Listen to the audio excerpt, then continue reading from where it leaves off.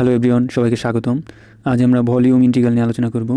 আমরা গত দুই ক্লাসে লাইন ইন্টিগ্রাল এবং সারফেস ইন্টিগ্রাল নিয়ে আলোচনা করছি। এই দুটা মূলত সিমিলার, কিন্তু ভলিউম ইন্টিগ্রাল একটু এই দুটা থেকে পার্থক্য আছে। আমরা লাইন ইন্টিগ্রাল কী পড়ছিলাম? লাইন ইন্টিগ্রাল মূলত পড়ছিলাম একটা স্মল লাইনের সঙ্গে একটা ভেক্টরের ডট গুণ করে তার ইন্টিগ্রেশন করছি। আর সারফেস ইন্টিগ্রালে কি একটা স্মল সারফেসের সঙ্গে আর একটা ভেক্টরের ডট গুণ করে তার ইন্টিগ্রেশন করছি। এই দুটো ছিল। আর এখন এটা হলো ভলিউম ইন্টিগ্রাল, হচ্ছে একটা স্কেলার ফাংশনের সঙ্গে একটা স্মল ভলিউম, এই যে ডিভি হচ্ছে একটা ক্ষুদ্র ভলিউমের, এটা হচ্ছে মাল্টিপ্লিকেশন অর্থাৎ সাধারণ গুণ, স্কেলার গুণ। আগের দুটো আমাদের ছিল ডট গুণ, অর্থাৎ দুইটাই ভেক্টর ছিল। আর এখানে এটা হচ্ছে একটা ফাংশন, এটাই মূলত মেন পার্থক্য। ওকে, আমরা এখন ডেফিনেশন দেখি। What is volume integral? A volume integral is the integral of a scalar function defined in three-dimensional space multiplied with a volume element and integrated over the defined volume. অর্থাৎ এটাই হচ্ছে আমাদের volume integral. এটা হচ্ছে একটা scalar ফাংশনের সঙ্গে একটা ক্ষুদ্র ভলিউমের গুণ করে আমরা ইন্টিগ্রেশন করলে, ভলিউম বলতে দৈর্ঘ্য, প্রস্থ, উচ্চতা, অর্থাৎ ইন্টিগ্রেশন হবে তিনটে। এক্স ওয়াই জেডের সাপেক্ষে ইন্টিগ্রেশন করলে আমরা ভলিউম পাবো। এখানে আমরা একটা এক্সাম্পল দেখছি। A volume is defined, volume its density defined as rho সমান আর কি এফ, ফাংশন এফ দেওয়া আছে রো সমান। এখন আমরা রো সমান জানি কি এম বাই ভি। এখন এম সমান ভি রো। তাহলে এখন আমরা যদি ক্ষুদ্র ডিএম উভয় পক্ষে ডিফারেন্সিয়েশন করি, ক্ষুদ্র ডিএম সমান রো ইন্টু ক্ষুদ্র ডিভি। এখন এটাকে যদি আমরা উভয় পক্ষে ইন্টিগ্রেশন করি, তাহলে এই ডিএমকে ইন্টিগ্রেশন করলে টোটাল এম পাবো, অর্থাৎ টোটাল ভর। আর এটাকে ইন্টিগ্রেশন করলে রো থাকে কনস্ট্যান্ট, যে কনস্ট্যান্ট না, রো হলো ফাংশন। এই যে ফাংশনের সঙ্গে এই যে ক্ষুদ্র ভলিউমের গুণ, অর্থাৎ row into X Y Z function. X Y Z এই যে এফ ছিল আমাদের এটা, যেহেতু তাই ডিভি। অর্থাৎ আমরা এর মাধ্যমে কি বুঝতে পেলাম? এর মাধ্যমে বুঝতে পেলাম এই ভলিউম ইন্টিগ্রাল করে আমরা একটা কোনো কিছুর ভর নির্ণয় করতে পারি। এটাই ছিল এই এক্সাম্পল। ওকে, আমরা এখন একটা ম্যাথমেটিক্যাল এক্সাম্পল দেখব, ভলিউম ইন্টিগ্রাল এক্সাম্পল। অর্থাৎ আমাদের একটা function X Y Z square, এই ফাংশনটাকে আমরা ভলিউম বের করব। এখানে দেয়া আছে এক্স অ্যাক্সিস বরাবর 1, ওয়াই অ্যাক্সিস বরাবর 1 এবং জেড অ্যাক্সিস বরাবর 3, এবং এটা একটা ভলিউম। এখন এটা আমরা ভলিউম ইন্টিগ্রাল করব। এর সূত্র অনুযায়ী আমরা বসাই দিই এই ফাংশন ডিএক্স ডিওয়াই ডিজেড, ক্ষুদ্র এলিমেন্ট ধরছি ডিএক্স ডিওয়াই ডিজেড। এখন আমরা এটাকে আর কি আলাদা করছি, সেপারেট করছি। এখানে জেড স্কোয়ারকে জেড ডিজেড করছি, ইন্টিগ্রেশন জেড স্কোয়ার জেড।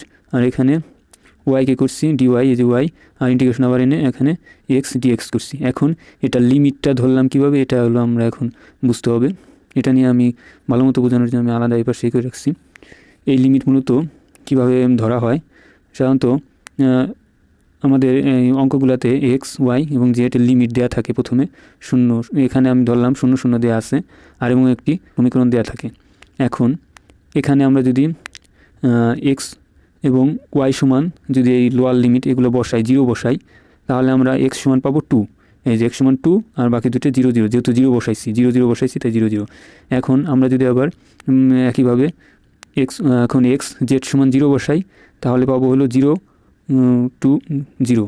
আর যদি আমরা এক্স ওয়াই সমান 0 বসাই, তাহলে জেড সমান পাবো 0 0 4।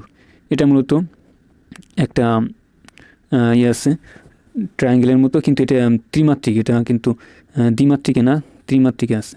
এখন এই লিমিট আমরা ইসের ক্ষেত্রে, সারফেস ইন্টিগ্রালের ক্ষেত্রে দেখছিলাম, সাধারণত এই লিমিটগুলা যখন নাকি একটা কিউব আকৃতির থাকে, তখন X Y X axis Y axis Z axis দিকে লিমিট স্বাধীন থাকে। কিন্তু যখন নাকি এই যে এখানে শুধু যদি আমরা এক্স অ্যাক্সিস বরাবর ডিএক্স বরাবর ইন্টিগ্রেশন করি, সেক্ষেত্রে কিন্তু এখানে হবে না। যদি আমরা এখানে 0 থেকে 2 পর্যন্ত করি, তাহলে হবে না, কারণ এই যে এই দাগটা ওয়াই অ্যাক্সিসের সাথেও ডিপেন্ডেন্ট। তাই এখানে সাধারণত একটা লিমিট, এখানে এক্স ওয়াই জেড, এই এক্স ওয়াই জেডের মধ্যে এক্সের লিমিট ইন্ডিপেন্ডেন্ট এবং ওয়াই জেডের লিমিট ডিপেন্ডেন্ট ধরতে হবে। যে কোনো একটা লিমিট ইন্ডিপেন্ডেন্ট ধরে বাকি দুটো ডিপেন্ডেন্ট ধরতে হয়। আর এক্ষেত্রে এক্সের লিমিট যদি 0 হয় 0 1, ওয়াইয়ের লিমিট 0 হয় তাহলে লোয়ার লিমিট 0 আপার লিমিট 1, জেটের লোয়ার লিমিট 0 আপার লিমিট 1। অর্থাৎ এক্ষেত্রে লিমিটগুলো স্বাধীন, এক্ষেত্রে কারো উপর কোনোটা নির্ভর নয়। আর এক্ষেত্রে লিমিটগুলো একটির উপর আর একটা নির্ভর, কিন্তু একটা হলো স্বাধীন। তাহলে আমরা এই একটা স্বাধীন কীভাবে বের করব? একটা স্বাধীন প্রথমেই আর কি ইন্ডিপেন্ডেন্ট, যেটা বের করতে হলে আমরা ওয়াই এবং জেটের লোয়ার লিমিট দেব। ওয়াই এবং জেটের লোয়ার লিমিট দিলে আমরা এক্স সমান পাবো 2। এটা হচ্ছে এক্সের আপার লিমিট, এক্সের লোয়ার লিমিট 0, এক্সের আপার লিমিট 2। এখন আমরা এক্সের যেহেতু এক্সের লিমিট আপার লিমিট পেয়ে গেলাম, এখন আমরা কী করব, এক্সেরটা বসাইছি। এখন শুধু আগে আমরা কি এক্স ওয়াই এবং জেড সমান 0 বসাইয়া এক্সের আপার লিমিট পাইছি, এখন শুধু জেড সমান 0 বসাবো। তাহলে জেড সমান 0 বসালে আমরা পাবো ওয়াই সমান 2 মাইনাস এক্স, ওয়াইয়ের আপার লিমিট 2 মাইনাস এক্স। আর জেটের লিমিট আপার লিমিট ধরবো কীভাবে, এখানে জেড সমান যেহেতু 4, তাহলে এই 2x প্লাস 2yকে এই পাশে নিয়ে আসলে 4 minus 2x, 4 minus 2x minus 2y, অর্থাৎ এটা হচ্ছে জেটের আপার লিমিট। প্রথমে আমরা দুইটা 0 ধরলাম, যার ফলে পাইলাম প্রথমে আমরা ওয়াই এবং জেড 0 ধরে এক্সের আপার লিমিট পাইলাম। তারপরে আমরা জেটের লোয়ার লিমিট 0 ধরে ওয়াইয়ের আপার লিমিট পেলাম। এবং সবশেষে আমরা কোনোটাই যেহেতু এনে আর টার্ম নাই, তো তাই এখানে জেটের পাশে নিয়ে আসলাম, এইভাবে আমরা জেটের আপার লিমিট ধরলাম। এটাই মূলত আপার লিমিট বের করার নিয়ম। এখন তেমনিভাবে আমরা এখানে বের করছি। এখানে যেহেতু এই জেড অ্যাক্সিস বরাবর লিমিটটা একটার উপর একটা ডিপেন্ডেন্ট নয়, অর্থাৎ এটা স্বাধীন, অর্থাৎ এটা হচ্ছে 0 থেকে 3। আর এক্স এবং ওয়াইয়ের যেহেতু এখানে একটা এক্স অক্ষকে সেট করছে, ওয়াই অক্ষকে সেট করছে, এটা তাহলে একটা ডিপেন্ডেন্ট, অর্থাৎ একটা অপরটার উপর ডিপেন্ডেন্ট। তাহলে আমরা একটাকে স্বাধীন ধরবো আর একটাকে ডিপেন্ডেন্ট ধরলে আমাদের এই টোটাল ক্যালকুলেশন হয়ে যাবে। তাই আমরা জানি এই সমীকরণ এক্স ওয়াই অক্ষকে সেট করলে এই সমীকরণ দ্বারা X by A plus Y by B সমান 1, এখানে এ সমান 1 বি সমান 1 ধরে এক্স প্লাস ওয়াই সমান 1 পাই, অর্থাৎ এক্স সমান পাবো 1 মাইনাস ওয়াই এই পাশে নিয়ে আসলে। এখন এটা হচ্ছে আমাদের এক্সের আপার লিমিট, আর লোয়ার লিমিট কি তিনটেরই 0 0 0। এখন তেমনিভাবে আমরা এখানে বসাইছি 0, আপার লিমিট সাধারণ ইন্টিগ্রেশন করছি, এত আসছে। এখন আমরা এই বসাইছি, যেহেতু লোয়ার লিমিট বসালে 0 হয়ে যায়, আপার লিমিট বসাইছি, এই ওয়াই আসছে।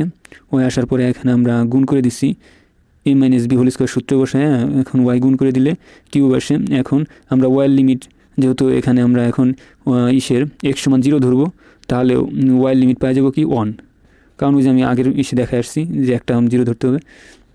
তেমনি এখানে 0 ধরে তাহলে 0 মাইনাস 1 পেয়ে গেছে এটা। এখন এটাকে আমরা সাধারণ ইন্টিগ্রেশনের সূত্রে ফেলাইয়া করছি, লিমিট বসাইছি, আপার লিমিট বসাইয়া এরকম আসছে 1/4। এরকম আসার পরে আমরা তারপরে আবার জেডের সাপেক্ষে ইন্টিগ্রেশন করব। জেডের সাপেক্ষে ইন্টিগ্রেশন করলে জেড স্কোয়ার ডি জেড, এটাকে ক্যালকুলেশন করে 1/12 আসছে। এখন এই যে জেড স্কোয়ার ডি জেডের সাপেক্ষে করবো, কনস্ট্যান্ট বাইরে নিয়ে আসছি, Z cube by 3, Z cube by এখানে আবার লিমিট কি 0 থেকে 3, কারণ এটা ইন্ডিপেন্ডেন্ট প্রথমে বলে নিচ্ছি 0 থেকে 3, তাহলে 3/, এখানে ক্যালকুলেশন করে আমরা পেলাম সবশেষ 3/8। এটাই মূলত আমাদের ভলিউম ইন্টিগ্রালের মান। মূলত আমাদের বুঝতে সাধারণত এই লিমিট আপার লিমিট এবং লোয়ার লিমিট এ দুটা কী ধরবো, এটাই মূলত আমাদের এক্ষেত্রে কনফিউশন পড়ে যায়। আশা করি সবাই বুঝতে পেরেছেন। ধন্যবাদ।